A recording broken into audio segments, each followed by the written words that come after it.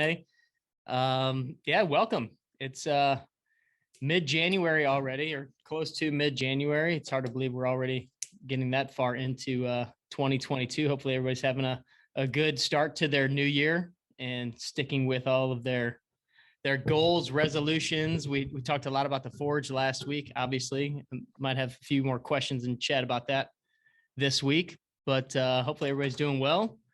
What's going on, Rhino? Well, I tell you what, it started out as a crepe day this morning. Pretty rainy. Now it's sunny and 50. Took a walk during lunch. Had Nice. a little, brainstorming sesh with Kendra about God knows what. But yeah, it's great. Great to be alive today, my man. Yeah, always is. Always is. We had a kind of a crazy morning this morning. So my kids, so my whole family had COVID a week and a half ago. We can't start a conversation and not talk about COVID, right? Can't have any conversation without talking about that nonsense. Right. So, everybody's back in school. My son had to miss school yesterday because they had a close contact at school. So he had to stay home. Thankfully, he only had to stay home one day. So he goes back to school today, and with my daughter, we're walking down to the bus or to the bus stop. And we get a call about a half hour later. Dad, I need you to come pick me up because they just called me to the office. I've had a close contact with COVID. And so now I got to be out of school for 5 days. Oh my God. And it's ridiculous. So full disclosure, we decided not to vaccinate our children. And so because they're not vaccinated, they have to go home, even if there's no symptoms, even though they had COVID last week. It's just kind of crazy. So my morning, I was planning on getting up early because I had a very busy day today and wasn't going to get my 40 minutes of activity in midday like I normally would. So I got up extra early. I was going to go take the dog for a walk, got my rucksack ready, and so wasn't able to do that. So I still have to do my activity this afternoon. So that might be a ruck through the park. That might be a little circuit workout at home. To be determined still. Well, we shall see, but that's hectic, crazy day. Oh, so common sense reigns supreme once again. It's crazy. Kid just freaking had. Hey, so that brings up a good question. So Maeve, my daughter, gave Kendra, my wife, these little weights to walk with. Mm-hmm. I don't know what they are, 2.5 pounds. So you strap them to either your wrist or your ankle. Does that do anything, or what does it do, if anything? It just creates a little bit more a little bit more resistance. If you're walking on a flat plane, like if you're just walking around the track, it's not going to do a whole lot. Obviously, if you have them on your ankle, it's going to create a little bit more resistance when you're just walking because you got to lift your legs. So that might even get your hip flexors quite a bit. I prefer to not strap the weights onto the ankles. I would rather you kind of have it on your body. That's why I like the rucksack or like a weight vest. Or even carrying in your hands is all right, because then you're kind of working on a little bit of resistance. You're going to get some resistance while you're walking, but you could even I used to do this a lot, actually. They called it I think it was called heavy hands. We should have come up with this a long time ago. You just walk around the park with your 10-pound dumbbells, and you do you can do curls, you could do presses, you could do all kinds of different things.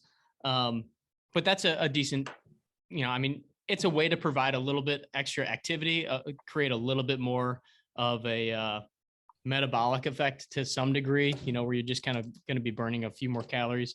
But again, I like the rucksack because if you're doing hills and stuff, you're definitely going to feel it, whether it's on your ankles or your in your hands. But having it on your body, I just think it's like a good body weight workout, having a little bit more resistance to it. So if you're doing hills and you're taking big giant steps, it's almost like doing a step up in the gym or those kind of things. So it can be helpful. I definitely would not run with them on. I also would not run with the weights in your hand. I used to do that too. I've done a lot of stupid things in the past. But it just, it's like a lot of bouncing and puts a lot of extra stress and strain on your tendons that I don't think you need. And if you have it on your ankles, it's a lot more pounding and banging on your joints, especially your ankles and your feet. So I wouldn't recommend doing that either. Gotcha. So that actually leads me down a hole in the road. Let's just jump right into it. Because we always talk about, so now you're let's say with the rucksack, how much does the rucksack weigh? So a rucksack is basically a backpack, and then you put weights in it. So Right. So what do you typically? I have a 25-pound. It's called a ruck weight. It's like a rectangle and has two handles. Right. So that slides right into like your laptop case. And then last week I put 2 5-pound plates in there. So I did 35 pounds last time I took it out. Okay. So you walk, let's say you walk with that thing for 45 minutes, 40 minutes in a day, and you take the thing off, and it feels like you're kind of walking on air a little bit. You kind A of little feel, bit.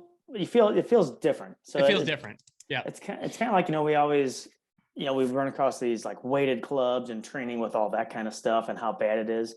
And it just dawned on me. It's kind of like when you jump on a trampoline and then you get off the trampoline and try and jump. You feel like you're going nowhere. Yeah, you can jump like this high. I wonder if that's kind of the same effect with those goofy weighted clubs that guys use. Well, I would say when you get off the trampoline, it's not that you can't jump as high. I bet if you measured yourself, you're probably actually maybe jumping a little bit higher. It's just you feel like you're going nowhere because you were jumping 4 feet in the air, 5 feet in the air. Now you're jumping, if it's me and you, Ryan, 35 inches, 40 inches, right? Oh, all day long. All day long, back in your volleyball days. And then the weighted clubs, yeah, we've talked about that, where if you're swinging a weighted club that's too heavy, it's actually going to slow down your body, and it's going to mess with your mechanics a little bit. So if you do happen to swing a weighted club, even I think it's called the Medicus, was that the heavier one? That's one of them. And actually, that's the one that breaks in half. Or is that the one that bends? Yeah, that's got the hinge halfway down, I think. Yeah, the weighted club is going to actually slow you down a little bit, but if you counter that with then swinging something fast too, it's not a total detriment to your swing. Some people will say, don't ever swing the weighted club. You have to counteract with a light thing too. So you're not always just swinging this heavy thing, because then your body starts to learn this slower movement pattern, this slower neural firing. If you then throw in like the super speed clubs, or even swinging like a towel and letting the towel whip through, swinging something like that, or a driver flipped upside down, then your body can feel the speed. So you've gotten a little bit of the resistance piece and you've gotten the speed piece. But the reason that in the super speed clubs that they didn't do the heavier club is because they wanted all 3 of those clubs to allow your body to move faster than it would with a regular driver, even though the one is slightly heavier. And that has to do with just the design of the weight on the end of it, the stiffness of the shaft, and that kind of stuff. Yep.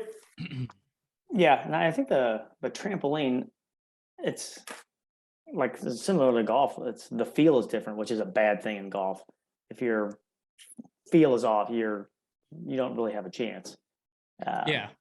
So which is why we say that, if all you're doing for your exercises, or if like the bulk of your exercises just include you trying to mimic a golf swing with, the cables or a dumbbell or a medicine ball or things like that, you just can't mimic the same exact mechanics. So you can't pretend that you're doing something that's really not the same, doesn't have the same vectors of forces, doesn't have the same body mechanics. So that's why, not that we don't put rotational exercises in, we don't use it, we use cables and rotate with them, but I want you to think of those things as being more of just an athletic move. You're teaching your body to move athletically. You're teaching your body to sequence properly, but it doesn't have to do with, positions of your hands and the way that you're holding the cable, because that's never going to be the same as swinging a golf club. So think of it as I'm teaching my body how to stabilize, rotate with speed, maybe get my lower body driving the movement, and then my hands kind of being behind that a little bit, but still being able to hold and maintain force and create stability and force there. But if you're just trying to pretend like you're swinging a golf club, it's never going to be the same exact movement pattern. Yeah, and I've had this conversation, of course, sitting around the tavern. Somebody asked me, like, what if there's just like a big machine that you could step into and you would just dial in, Ben Hogan swing. There is the a prettiest swing machine ever. like that. That really? Yeah. Good God. But Yeah, that's we'll have to look that up. We'll have to find that and post that. Because I saw a video of VJ Swing, VJ Swing. BJ What a Swing. great, why do they not call him that? That should be his Uh, brand. No right. kidding. Uh, I saw a video of VJ Singh on that machine, but yeah, it dials in, and I think you can adjust it to your height and everything. And then it's a monster machine that then, takes you through the exact pattern of different pieces, different people's golf swing. I think I remember, somebody doing Jason Day's swing, and I've always wanted, I've always wondered, like if they could create almost like a VR suit where it would almost have electrical impulse. I know this isn't, well, I can't say it isn't possible. Who knows what's possible? Everything these days. But I would love to be able to feel a couple times, like, what does Tiger Woods' body feel in his golf swing? Like what and how different is it than what what I'm trying to do and what we're all trying to do? I've always thought that would be incredible if you could just somehow download that into your body to feel the actual muscle firing and the way that their body moves, their arm positions, things like that. To then see like how different am I, or how different is my swing compared to Rory McIlroy's, or just even position wise. You watch these guys. I've got a couple of still photos of Hayden Buckley from watching him on the range, in the position that he is in prior to impact. I mean, the way that he is like crouched down, his club is so shallow, getting ready to come into the ball. It's like, I don't think my body could even physically do that if I was pretending to be Hayden Buckley. Right.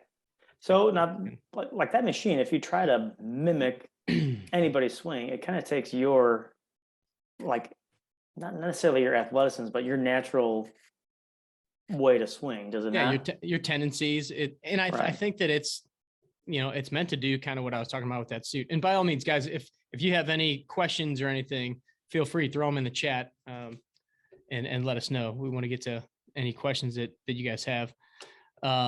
But yeah, that thing is meant for you to basically to draw the connection between what that movement is and then your body feeling it. Now, obviously, it's not telling your muscles how to do that, but it's giving you an idea of positions and giving you awareness, which is good. I mean, I don't know how many people are going to have a $100,000 machine or whatever that thing costs to put in their gym and coach with, but yeah, it also, it doesn't take into effect the fact that all of us are different though, right? Like all of us Right. have different bodies. And I think this is what you're getting to. We've all got our own tendencies towards how we swing, how we move.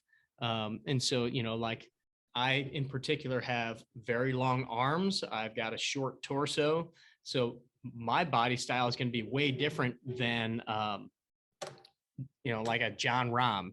John Rahm's got short arms, long torso, big, strong legs. Like, is it possible for me to make my golf swing look like his? And that's, it's probably not the right golf swing for me. Right. And so Right. that's what that doesn't take into account. There's a teaching pro that I had a chance to see a little bit of his presentation when he was giving a speech here in St. Louis 2 or 3 years ago. Dave Adams, and he's at the top of all the teaching lists and everything, but he's the one guy that has really kind of brought into the limelight, measuring like different body parts and based on, like your arm length, your torso length, things like that. I didn't get a chance to see like the first day of his presentation, so I missed probably all the main concepts of how he does this. Right. But he talked about how it's so important to know these things of what somebody's body makeup is, because that then plays into how they're going to swing the golf club, just the angles that they're going to have, what they can do, external rotation of the arms, and where their club's going to be, all of these different factors. And it was really fascinating to me because that's the first time I'd ever seen anybody really address it from that side, as opposed to what the ball is doing, and just looking at ball flight and what you need to do with your ball, and what does your swing look like. It's like, no, this type of person needs to have has these attributes in their swing, and how can we, kind of hone in on those things for that person. It was really pretty fascinating. It's like a reverse club fitting. Like if you Yeah. could figure out, measure your body, I'm not reverse, but yeah, then man, that guy might make a boatload of money if he can figure that out. Well, he has made a boatload of money. Damn it. He has a whole teaching certification. So there's a lot of golf instructors that are, teaching Dave Adams' program. This kind of also reminds me of the podcast that just went out today that I did with Matt Saturnis from Plugged In Golf. We were talking about club fitting, and his background is club fitting. And now he's the editor-in-chief of Plugged In Golf. And he said that basically there's three things that everybody should know about their clubs. Because, there's always a question of, should I get fit for clubs? When should I get fit for clubs? If I'm working on something in my swing, does it make sense to get fit for clubs? And he said, no matter who you are, you should know if your clubs are the right length. You should know if you have the right shaft, and you should know what your lie angle is. And if you don't know those things, like if you're just buying something off the shelf and just throwing it in your bag, and you don't know those things, odds are your clubs are not ideal for you. Now, that's not even dialing in all of the different factors that they would in a club fitting. But he said, if you at least know the length of your club, you have the right shaft, like meaning swing speed wise, and you know the lie angle of your lie angle, kind of is the toe up or down. Yep. Those are very important pieces for everybody to know. So does he suggest everybody do it, or if you? Yeah, he would say that everybody should at least know those things. Which if I believe if you go to like Golf Galaxy or whatever, they can figure that out for you. But he was also saying that a club fitting is a good idea for if you've never had it done. Which shame on me, I have never had it done yet. Nor have I. Fool. I'm also a very, very cheap individual. We're waiting for an equipment sponsor, basically, to bring us in and fit us for clubs. But he was saying that, no matter what, even if you're working on something in your swing, there's always going to be, kind of to your point again, Ryan, you're always going to have certain tendencies in your swing. So for me, my tendency is going to have an out to in path. I've had it forever. I've never been a super in to out swinger, right? And most people tend to have kind of that pattern to it, that high fade. And so if that's your pattern, then they can fit you for something that's going to help with that immediately. And then if you're working on something, then you can have those things adjusted. But typically you're going to find at least one or two things that you tend to do all the time that they can kind of dampen, or they can kind of help adjust with that club fitting. All right, I'm sold. What's the what does he charge for a club fitting? Well, you'd have to. He actually did. I'll go to him. He bragged on Club Champion. We have a Club Champion here in town. We know a couple of guys that are at some of the clubs that do some of the club fitting too. Family Golf has a good club fitter. And there's a guy at Bell Reeve that's really good, Jeff Schulte. And not sure if the guys at Old Warson, I mean, I'm sure they fit clubs, but there's certain guys that's kind of like their main thing. So right, that's their jam. All right, so I'm just looking in the chat. Elliot, greetings from sunny Palm Coast, Florida. Oh yeah, greetings. That sounds good. That sounds better. Yeah, yes, it does. Jim's in Texas. He's got a. Jim's always bragging on how warm it is down there in Texas. Maybe he needs to move north. Jim's got a partner today. I love it. Oh yeah, look at that guy. And Marina, the England's newest citizen. Yeah. Had a long frost All delay hail the in Queen. Scores. We just watched the movie. Allegiance. We just watched the movie Cars 2 recently. Have you seen that, Marina? Cars 2, or they're? No, I haven't. What was it? It's a Disney movie. My kids love it, but the Queen. It's all there's a bunch of it over in England, and there's the Queen and all that good stuff. Big Ben. Oh, I better watch it then. Okay. It's great. Thanks. Yeah. What a great segue. Speaking of cars, have have you guys seen the new announcement with the PGA Tour doing the Netflix show that is going to be produced by the same people that have done the F1, the Formula One series on Netflix? Have any of you guys seen the Formula One series at all on Netflix? It is. It's pretty awesome. I don't know. I didn't know anything about Formula One, and I'm hooked now. It kind of goes through it. It chronicles the drivers, the different teams, and kind of gives it's basically a docu-series. And so you get to know the ins and outs of the different teams. And the same group is going to be following the PGA Tour this coming year. And they've got several big names that have signed on to be part of this documentary. I think Dustin Johnson, Jordan Spieth, there's a bunch of guys. And what's cool is the PGA Tour has no creative rights to it. So they don't get to say what's published, what's put out on the show. So we're going to see some behind the scenes stuff, just like you do in this Formula One. I think it's going to be awesome to bring in a lot more people watching golf, just because it's going to be great for these guys as far as their brands and showing their personalities, and talk about that whole PIP money list thing that they had last year. This is going to really ramp it up for some guys. But I think it's going to get a lot more people interested in golf that were kind of on the fringe or didn't know much about it, but maybe they watched the Formula One show and just like I did, kind of fell in love with that whole thing. And now I'm interested in that. And so I think more people will start watching golf if they come and watch this docuseries. It'd be cool. Yeah, that'd be awesome. There's definitely a Netflix effect that's happened with Formula One, and the same thing, with some of those other shows, like behind the scenes of like Manchester City or Leeds United or any of those football clubs over in England that have turned a bunch of Americans into soccer fans that never would have been. So this will be pretty bad to the bone, I think, to see these guys. And plus they can MF the PGA if they want.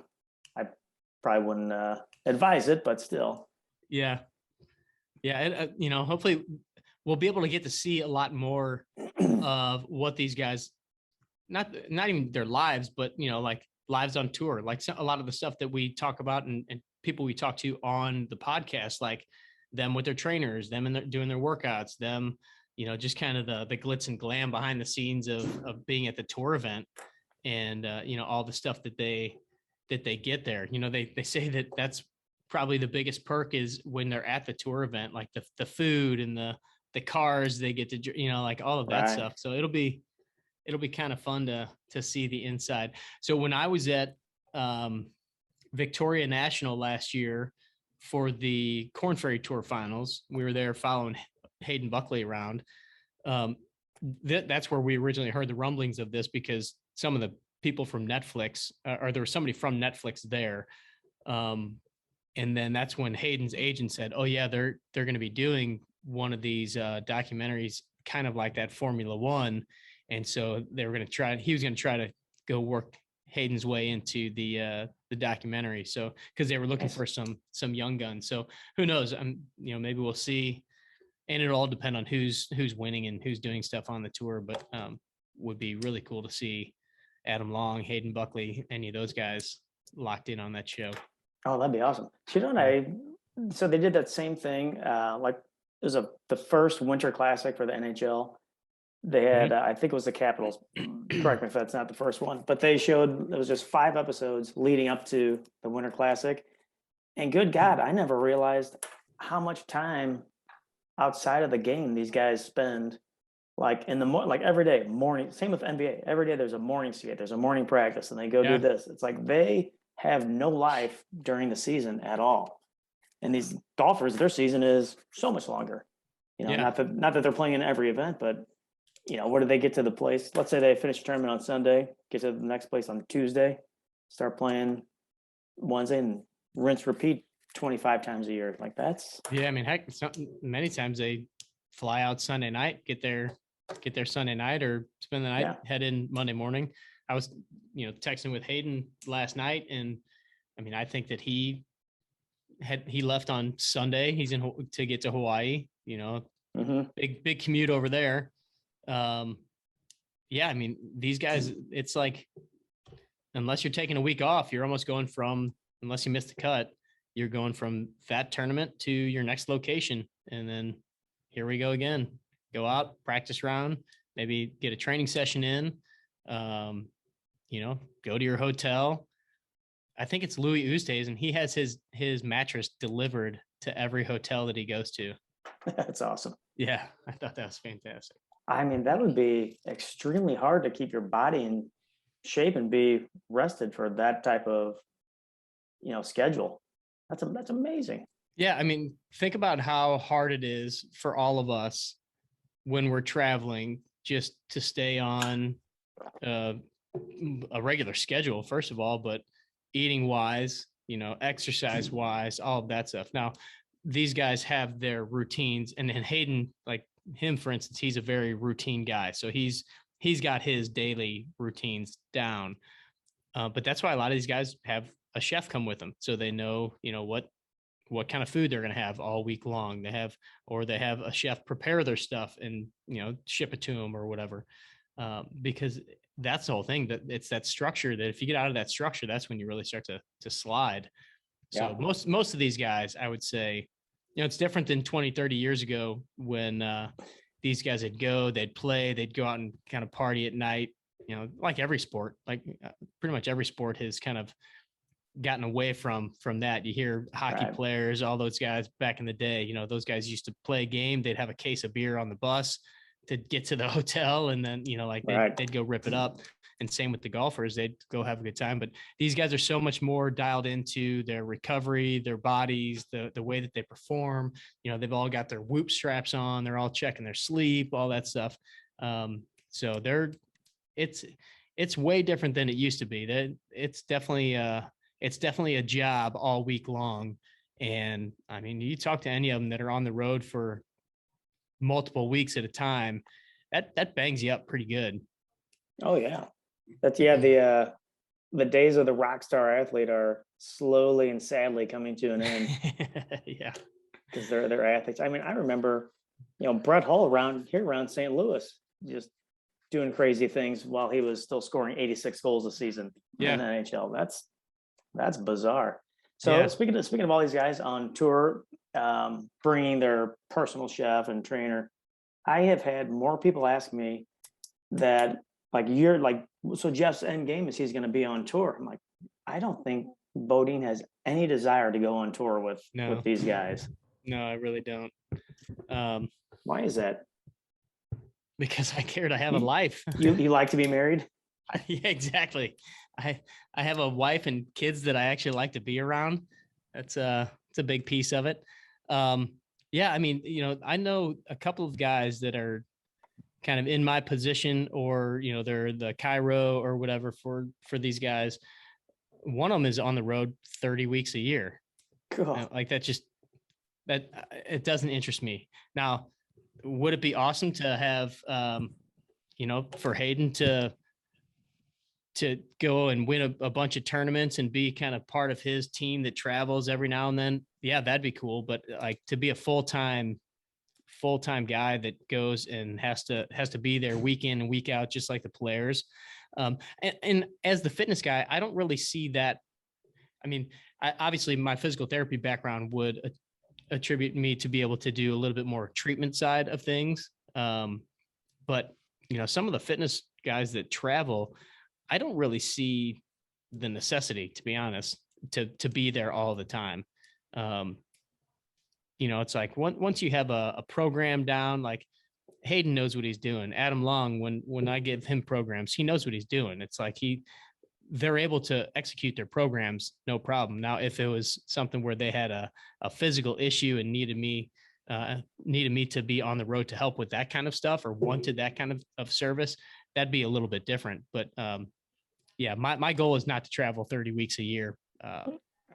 My goal is to ultimately, help our crew and help as many, help thousands and thousands of golfers in one way, shape, or form, either get stronger, get better, or even help just introduce them to something that's going to, help improve, whether that be strength training, whether that be just their nutrition, diet, enjoying the game more, That's kind of the purpose of the podcast. That's the purpose of everything we do. So Yeah, it seems neat to be a professional golfer, but I don't want that life. And Yeah. it'd be nice to have the bucks. yeah, But no, not for me. yeah, I'm for with you. sure. No. So this week the theme has kind of been, well, it has been just kind of keeping it simple, which is we've been preaching for a very, very long time. And I noticed your email today. You were busting my chops about when I hurt my shoulder trying to do those goofy, I guess, Olympic lifts. Yeah, like Yeah. what the hell was I thinking? To make myself a guinea pig for everybody. I'm like, oh, I'm gonna get huge. No, that was not helpful at all for me in any facet of it. Yeah, you and I, we've had this conversation many times that, obviously 18 Strong, we're a golf and fitness company. So there's a marketing piece to, getting our name out there and getting our programs out there and getting the podcast out there. But Ryan and I have talked many times that like, we just have such an unsexy message that because it's just, Right. do the right things, like don't just keep it simple. Get yourself stronger, get yourself in shape, enjoy the game of golf. Like it's hard to sell that message with all the glitz and glamour and hype and everything. We even had a marketing mentor that we were talking with recently, and he's like, well, kind of what do you guys think about, kind of playing up the look side of things? And like it's like we're not about getting golfers 6-pack abs, like that's not it. Our message is just, and this is what I really love about what's going on with the Forge is seeing people just start to take some of these simple steps, but holding themselves accountable. And that has nothing to do with me or Ryan. That has to do with these people finally making a decision to do this. But I love the fact that we're the ones helping them kind of take that first step. And then seeing the interaction of the people in the Facebook group. Who was it? There was a post just before I got on from Brian in there and said he, had to miss I think he missed his workout session this morning because he had a flat tire, but then he rearranged a meeting so he could get his workout in. He's like, I would Nice. never have done that if it wasn't for the Forge. And I'm like, that's pretty cool. And I similar to my story, it's like finding those things that normally you'd kind of like just push off till tomorrow. Right. But because you said you're going to do it, you're going to do it. And that's the thing. I don't think that I've probably said this last week. And so forgive me if I repeat myself, but I tend to do that a lot because our message again is very simple. I don't think that we have an issue of finding information. We have an issue of sticking to a plan. We have an issue of disciplining ourselves and just making a decision. Many times we're constantly looking for the newest plan. We're constantly looking for the coolest, thing that's going to get us there faster. But if we stopped looking around so often and we would have just started, it's that whole thing. Like if you start today, if you don't start today, a year from today, you're going to look back and wish you started today. Right. Like, Right. just do the simple things. So we have a discipline problem. And I say I mean, just everyone, Everybody. right? We have a discipline problem, not so much I don't know what to do problem.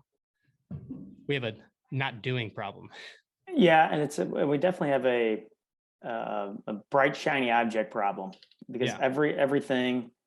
I know if we were bigger liars, we could sell a bunch of stuff with all this. Yeah. Like if it works for one guy, oh yeah, you can lose 30 pounds in 30 days. Like, well, maybe if you're 600 pounds, but that's not quite the point of this. So I think everybody's out there, and I'm just as guilty as the next guy, just looking for the secret. Like this keto kind of worked, paleo kind of worked, whatever it is, this type of training worked. And then the hard part is, I know for me, was you have to do it yourself. So like the keto, or paleo, whichever one is which, I went on a super low carb diet, works like a champ until it doesn't, because it's impossible to stick to. I like to eat fruit. I like to drink beer, number Yep. one. So I just had to figured out for myself where, okay, you're not going to lose 2 pounds this week. Maybe it's only going to be 1 pound, but you still get to eat relatively what you want. You get to eat some grapes and whatever, and then you don't have like crazy cravings at the end of the week, and then you just undo everything that you did. Mhm. But it's weird when you're going through it to like, should I really be having these carbs? Like, yeah, you should. Yeah. Third on your plate, and that's what works. And the hard part is the only reason you could tell me till you're blue in the face, but the only reason I figured it out is because I figured it out. It's on because you my figured own, it out. so, Yeah. It's because you yeah. did it and you actually tried it. Yeah, trust me, guys. Yeah, that should be 18 strong. Trust me, it works. Right. I promise.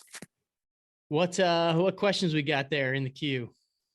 All right, so we had Marina's got a thing going on here. So we had a couple in here from before the call. So I'm suffering from a tennis elbow and a weak left wrist. Now, she did not specify, Marina, if it's the same arm. I can only assume that it is.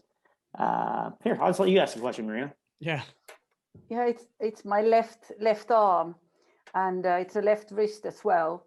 And it's really bothering me because I can't sort of do push-ups properly or even downward dogs too much. When I did a lot of yoga during lockdown last year, it got much worse, and I had some treatments, and I have some exercises, but they don't seem to really work with a weight, just sort of turning my wrist and things. But I don't know. It seems to, now when I started my strength exercises again, it's been some of them I just have to be very careful so I don't overdo it. So I just thought maybe if you have any ideas to get some a strength in my wrists to get out of the rough as well with the ball when I'm in the rough. Sure. Yeah. A couple things there. So first of all, just regarding any kind of like a weight bearing position where you're doing a downward dog or a push up, I would simply modify that stuff or kind of hold off on that stuff for right now. But one way you can modify is even getting dumbbells and holding onto the dumbbells when you're doing the push-ups, so that way your wrist is staying more straight as opposed to bearing weight there. So I would definitely, eliminate that stressor and find if there's a grip that tends to feel better than the others. Typically, kick my camera down a little bit here. Typically more of a hammer grip is going to be a little easier than doing a pronated grip or supinated grip.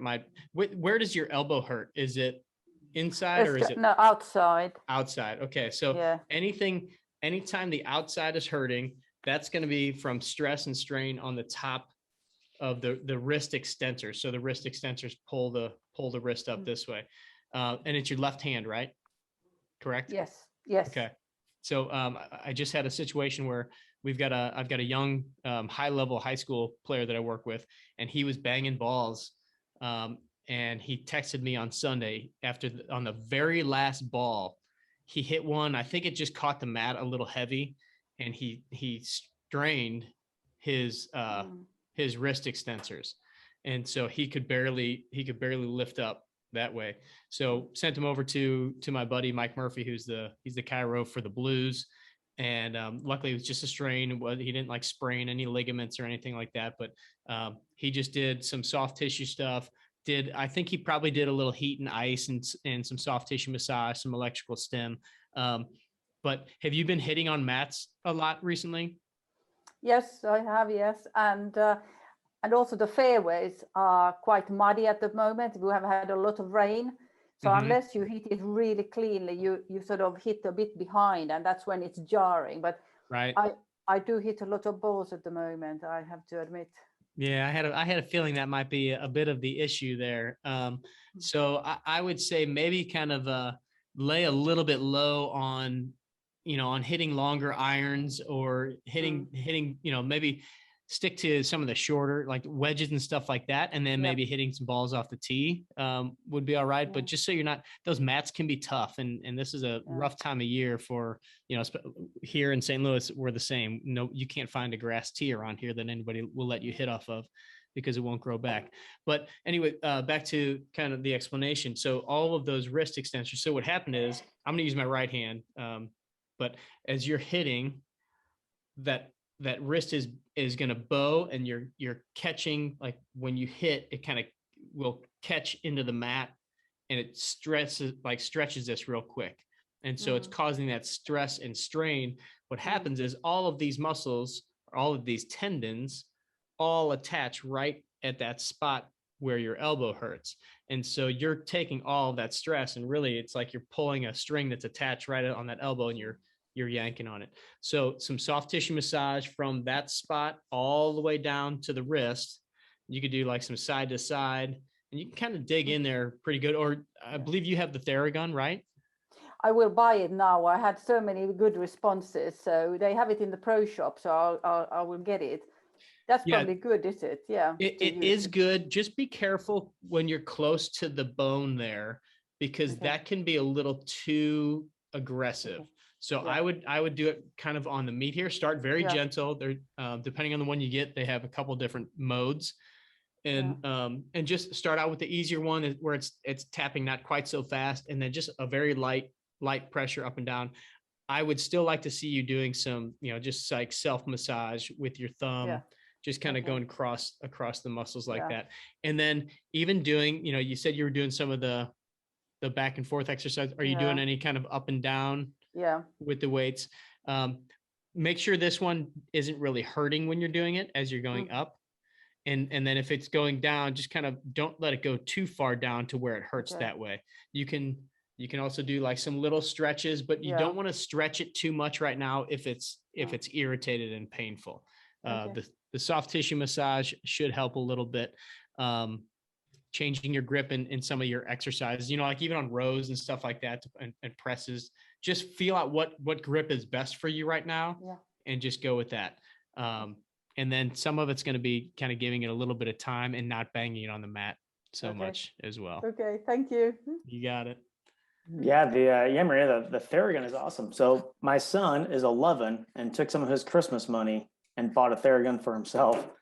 Did he really? Yeah, because he plays soccer 5 or 6 days a week, and he gets banged up, and he's trying to take care of himself, like because he sees on TV like the F1 stuff, what the real guys are doing and how they're doing therapy, and he's on board. What brand is that one though? That's not a Theragun there. That's a like Hypervolt or something. This is a super cheap one off Amazon for like $35, but does the trick. Yeah, right. Like that's what I was going to say. Like Theragun, it's kind of like Kleenex. Theragun is Band-Aid. Like Theragun has become the name, and they good for them. They got their name out there quickest. But yeah, there's a bunch of different ones. I really did. We've got one here at the gym. I had one before and I really, really liked the Theragun one. That's the only one that I've really tried. So that's the only one I can speak to, but it is a great tool to have. Now somebody just brought in the other day, they have the Theragun Mini, which is like a little triangle, but like you could throw that in your backpack, your golf bag, and it's much smaller. It's a great tool to be able to kind of carry around.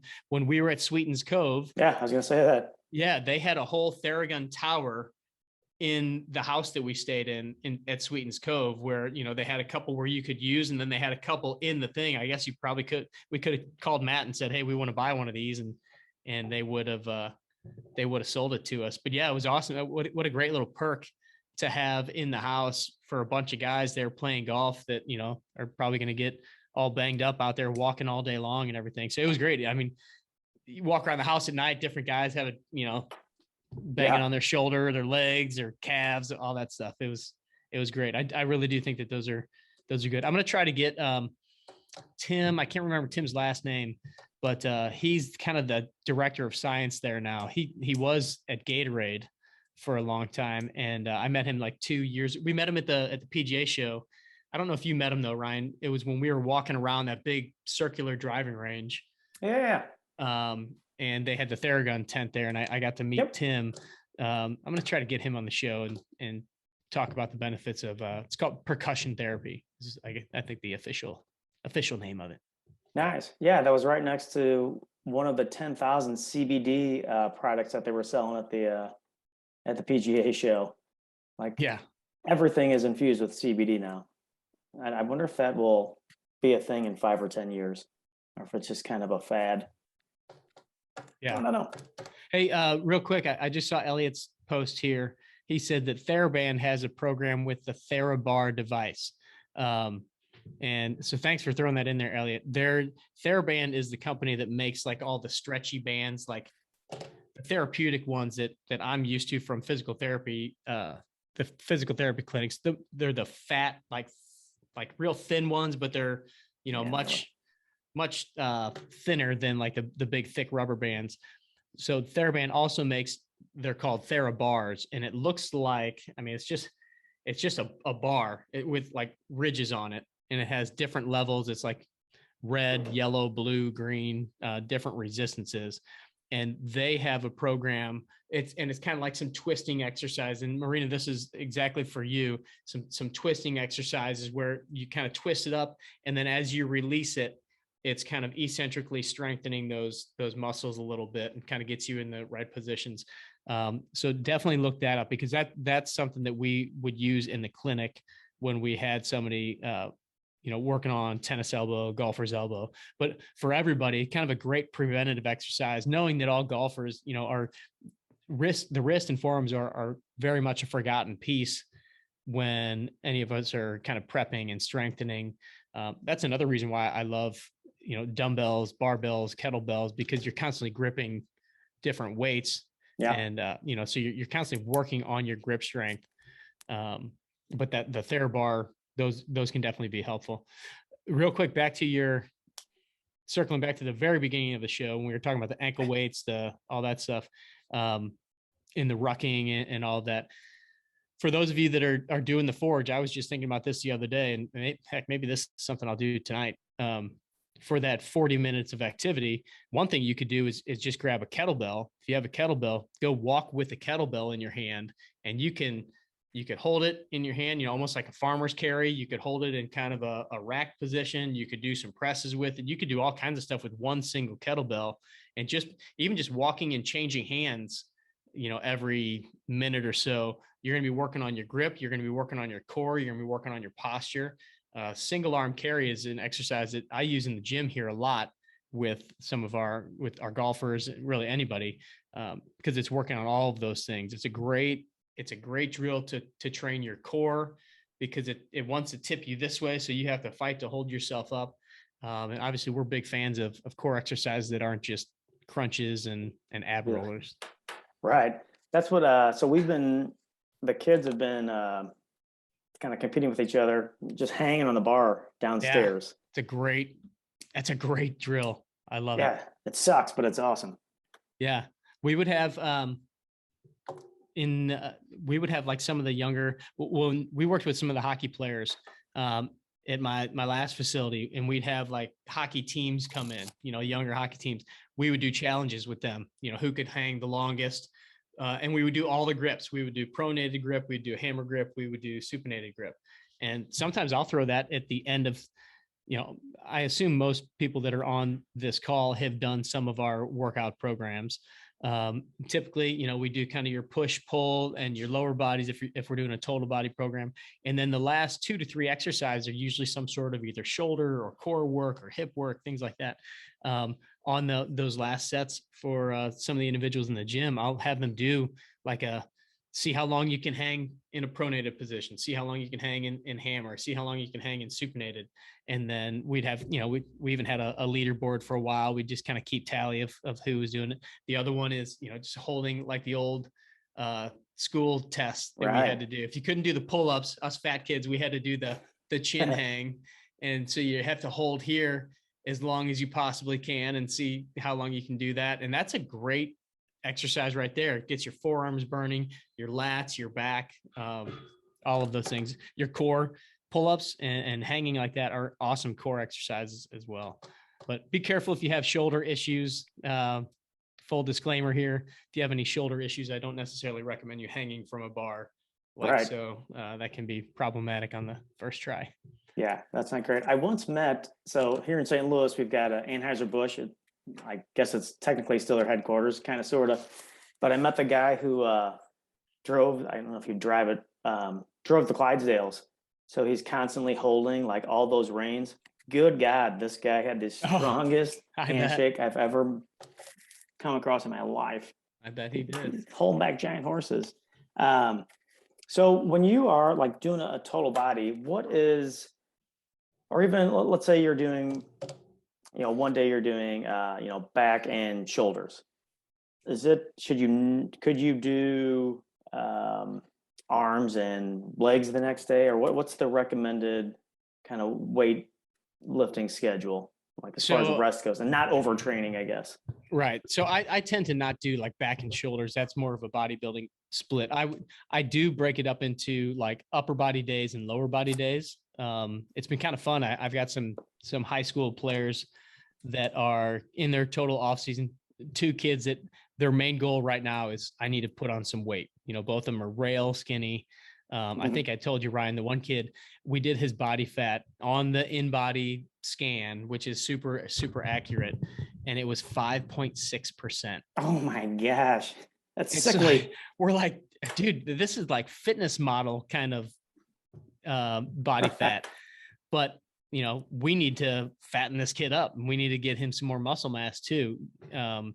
And so it's been fun because we were able to put him on a program, for most golfers, especially if you're going to get into the gym 2-3 times a week, I would suggest primarily we're going to have you doing a total body workout, just because we want to make sure that we're hitting everything throughout the week. We want to kind of get some repetition. So you're not missing out on too much time throughout the week before you get back to those body parts or those movements. So, if I have somebody doing 2 workouts a week, I'm not going to do upper body and lower body because it'll be a full week before they come back and do their upper body workout. So typically we'll break that up into more of a total body. So we know that we're kind of stimulating all the different muscles and movements and joints in almost every workout. For these younger guys, I did break it up into 2 upper body days and 2 lower body days, which was cool because they both really, really liked it. These are, the one kid is a freshman golfer at Christian Brothers College in Memphis. Memphis. Yep. And the other one plays here in high school. And they're boys, so they want to bulk up and get strong too. Excuse me. And so for that, we break it up into upper body day, lower body day. And I often will do that kind of a split too, because I'm typically working out with weights 4, if not 5 days a week. So in that situation, I would do, the upper body day or lower body day, and then flip it the next day. And then I'd like to give a day in between there where you can do some just mobility stuff. You can do some movement stuff. You could do some, you could do some high intensity stuff.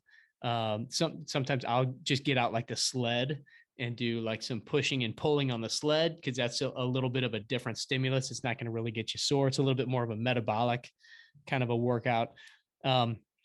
But I tend to like having at least a day in between similar body parts. So I wouldn't do 2 upper body days in a row. If you're doing a total body day, depending on it all depends on how hard you hit it too, like how sore you're going to be, how intense your workout was. For a large majority of people, doing 2 total body workouts back to back is not a big deal.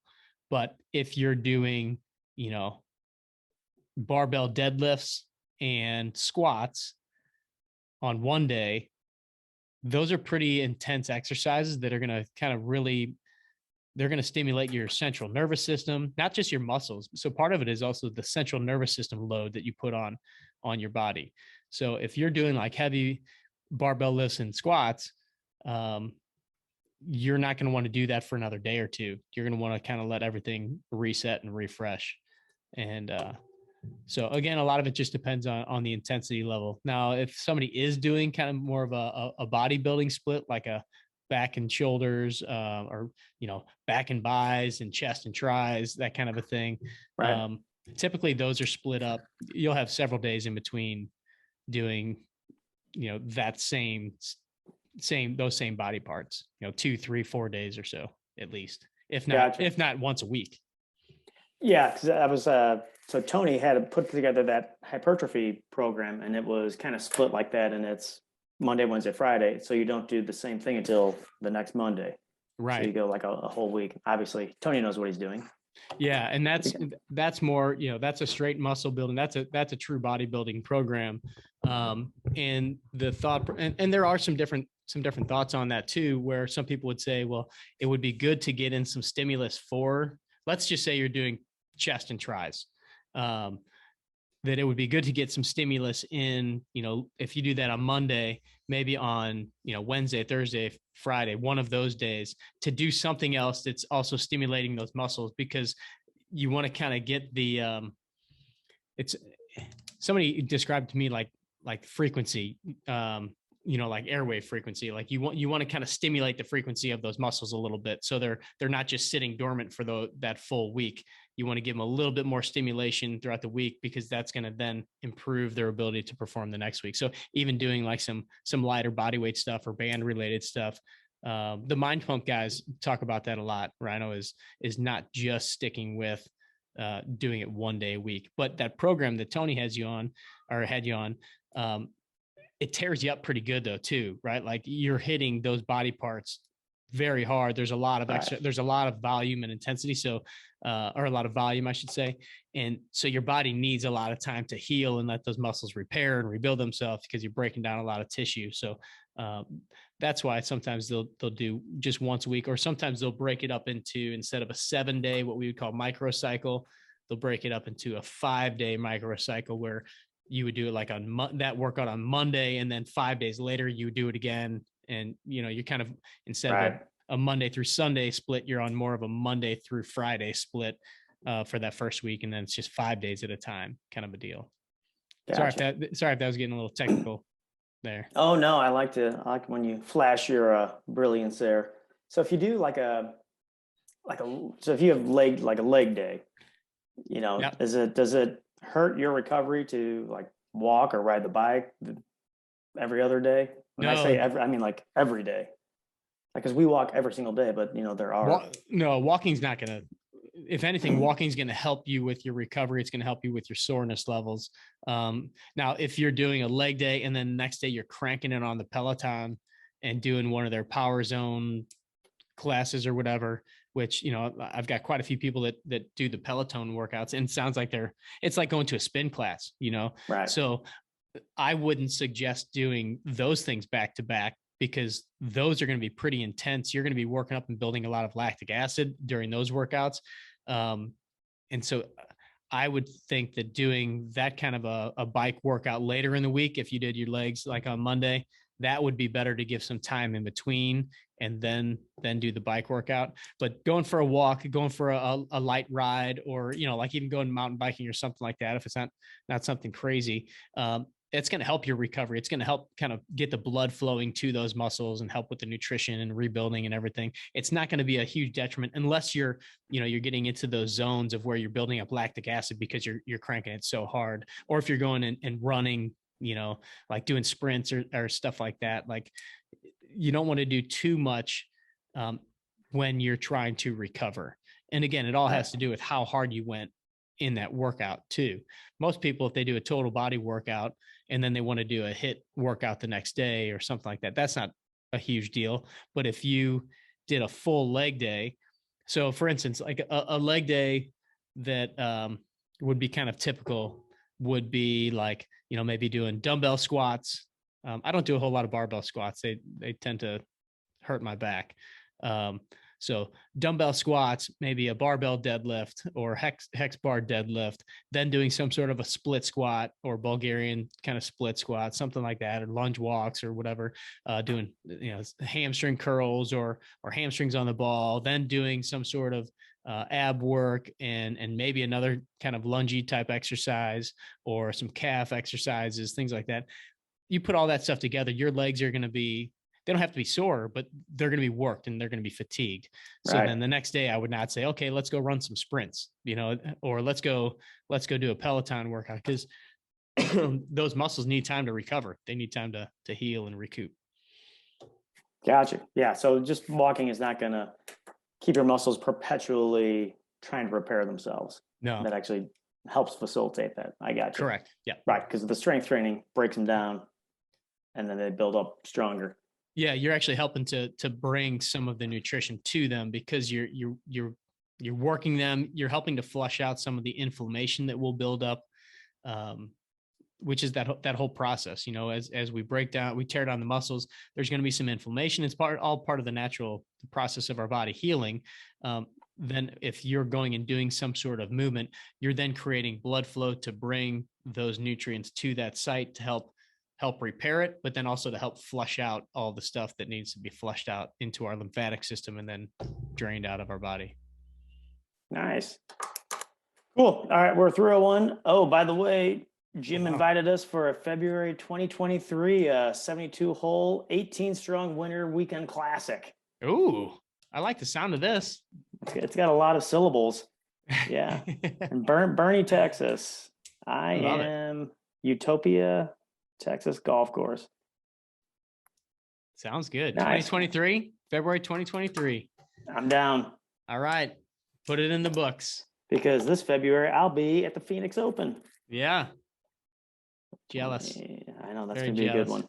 It's nice to have friends that have way more money than I do. Yeah. Yeah. Nice. All right, guys. Any last minute? I know we got to hop off here, but any last minute questions? Last minute suggestions? Anything? All right, Nope. guys. Going once, going twice. Sold. Here we go. All right, everybody have a great week. Appreciate you guys being here, and we'll talk to you soon. Yep. See you Stay guys. strong.